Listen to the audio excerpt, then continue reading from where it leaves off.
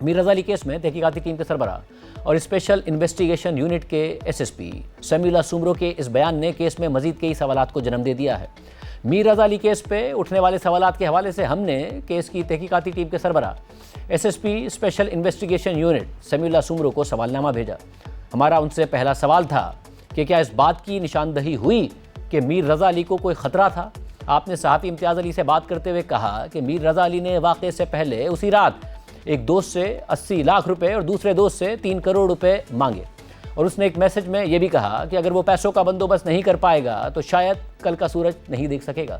آپ نے یہ بھی بتایا کہ میر رضا علی نے اپنی منگیتر اور دوستوں سے یہ بھی کہا تھا کہ ان حالات میں اس کی شادی نہیں ہو پائے گی۔ جو شواہد پولیس نے دیکھے ہیں ان کی بنیاد پر پولیس کیا سمجھتی ہے کہ میر رضا علی کی یہ بات چیت اس کی اپنی جان کے حوالے سے کسی خطرے کی نشاندہی تھی یا وہ خود اپنی جان لینے کی بات کر رہا تھا؟ ہم نے ایس ایس پی سمیع اللہ سومرو سے دوسرا سوال پوچھا کہ کیا پولیس میر رضا علی کیس میں حتمی نتیجے پر پہنچ گئی ہے، کیونکہ آئی جی سندھ نے کہا ہے کہ کیس کو ٹریس کر لیا گیا ہے۔ ہمارا ان سے تیسرا سوال یہ تھا کہ ایک سی سی ٹی وی فوٹیج میں کچرا چننے والا نظر آ رہا ہے، ایک اور سی سی ٹی وی فوٹیج میں موٹر سائیکل نظر آ رہی ہے، کیا کوئی ایسی فوٹیج نہیں ملی کہ جس میں میر رضا علی اس مقام کی طرف آتے ہوئے نظر آ رہے ہوں جہاں سے ان کی لاش ملی ہے؟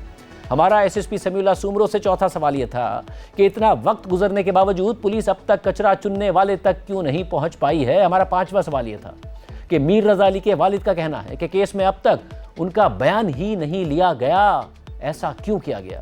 اگر میسیجز اور بات چیت سے پولیس کو یہ تاثر مل رہا ہے کہ قرضے کی وجہ سے میر رضا علی ڈپریشن میں تھا تو اب تک والد کا بیان کیوں نہیں لیا گیا؟ ہمارا چھٹا سوال یہ تھا کہ اگر میر رضا علی ڈپریشن کا شکار تھا اور پولیس کو اندیشہ ہے کہ اس نے خودکشی کی ہے تو اس کے گھر اور کمرے کا جائزہ کیوں نہیں لیا گیا؟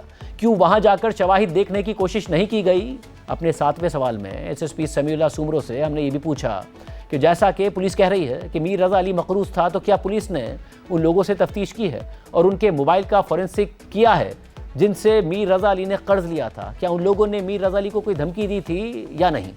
ہمارا آٹھواں سوال یہ تھا کہ اطلاعات کے مطابق قرضے کی رقم بہت زیادہ ہے، کیا پولیس کنفرم کر سکتی ہے کہ میر رضا علی پر کتنا قرضہ تھا؟ کیونکہ اب تک الگ الگ اماؤنٹ کی خبریں سامنے آ رہی ہیں۔ ہم نے کیس کی تحقیقاتی ٹیم کے سربراہ ایس ایس پی سمیع اللہ سومرو سے نواں سوال یہ پوچھا کہ کیا پولیس اس بات کو مکمل طور پر خارج از امکان قرار دے رہی ہے کہ میر رضا علی کا قتل کیا گیا ہے؟ ہمارا 10واں سوال یہ تھا کہ پوسٹ مارٹم رپورٹ اگر اتنی خراب تھی تو پولیس نے اسی وقت سوال کیوں نہیں اٹھایا؟ میڈیکو لیگل افسر کی واضح غلطی ہے، بالکل ہے، مگر پولیس نے کیوں اس غلطی کو بروقت نوٹ نہیں کیا اور جانے دیا؟ کیا ہر کیس میں ایسا ہی ہوتا ہے؟ ہمارا 11واں سوال یہ تھا کہ ہمارے ذرائع کے مطابق جس جگہ سے میر رضا علی کی لاش ملی ہے اس علاقے سے ماضی میں بھی لاشیں برآمد ہوئی ہیں، کیا یہ بات درست ہے؟ S S P special investigation unit Sami Ullah Soomro سے ہم نے اپنے 12ویں سوال میں یہ پوچھا کہ میر رضا علی کے والد کا کہنا ہے کہ جب وہ بیٹے کی تلاش کے دوران گیسٹ ہاؤس گئے اور وہاں پر انہوں نے اپنے بیٹے کی تصویر دکھائی تو وہاں موجود شخص بھاگ گیا اور بعد میں 2 اور لوگ آئے مگر وہ بھی بھاگ گئے۔ کیا پولیس کی جانب سے گیسٹ ہاؤس والوں سے رابطہ کیا گیا؟ ایس ایس پی سمیع اللہ سومرو سے ہمارا 13واں اور آخری سوال یہ تھا کہ سوال یہ بھی اٹھ رہا ہے کہ جہاں سے لاش ملی ہے اگر وہ پرائمری کرائم سین ہے تو وہاں زیادہ خون کیوں نہیں تھا؟ پولیس کا تو یہ موقف رہا ہے کہ وہاں گھاس تھی اور زمین نرم تھی، خون جذب ہو گیا ہوگا۔ اگر پولیس کو ایسا لگ رہا تھا تو خون کی مقدار جانچنے کے لیے مٹی کا معائنہ کیوں نہیں کروایا گیا؟